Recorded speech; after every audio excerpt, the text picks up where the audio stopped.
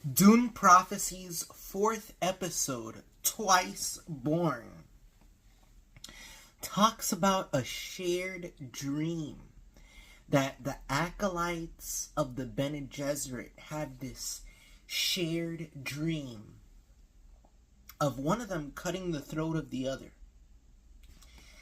And what does that symbolize? I think it symbolizes a betrayal.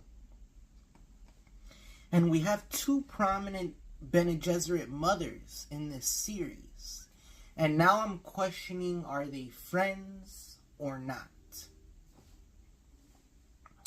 But the showrunner spoiled something for us in a recent convention called CCXP in Brazil. He said that the problem on this series, the antagonist,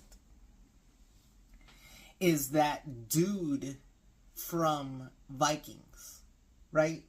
Actor Travis Fimmel. I forgot his character, the guy who was eaten by the worm, that character who was eaten by the worm.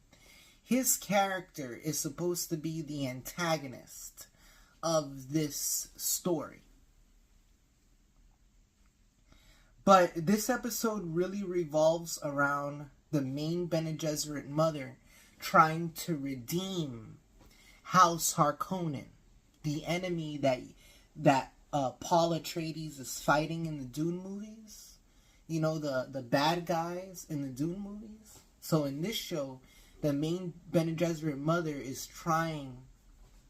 What's so intriguing for this show about me is, how do the Harkonnens, by the time we see them in the Dune films, 10,000 years later from this, how come they're so weird and they've become like, in the movies, so xenomorph like the Geiger, the H.R. Geiger, the darkness? How come they end up so scientifically unhuman by the time we get to the story of Paul Atreides?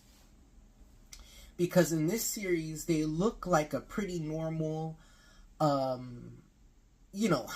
They look like one of the Atreides, but how come they look so different so many years later?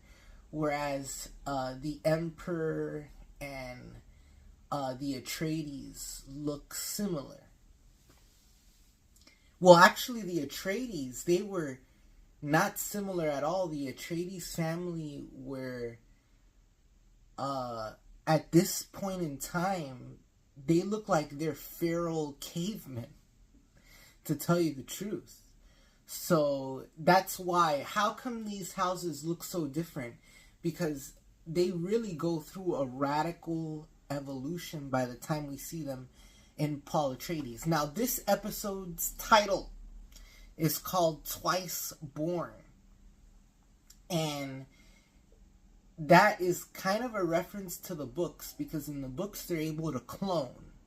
And there's a character, Duncan Idaho, Jason Momoa plays him in the movie.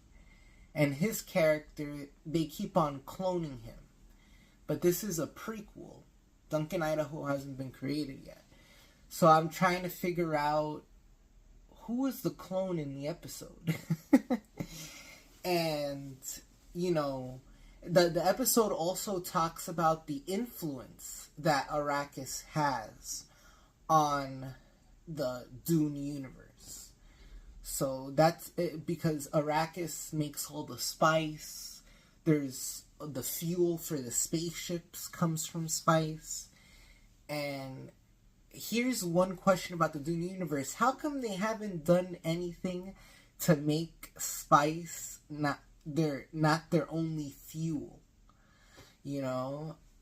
And why does spice have to be their only fuel? But in this universe, in the Dune universe, in the books, it's something that's the main plot point in the books, is that spice is what they use to make everything. Spice is what's used to make the fuel on all the ships.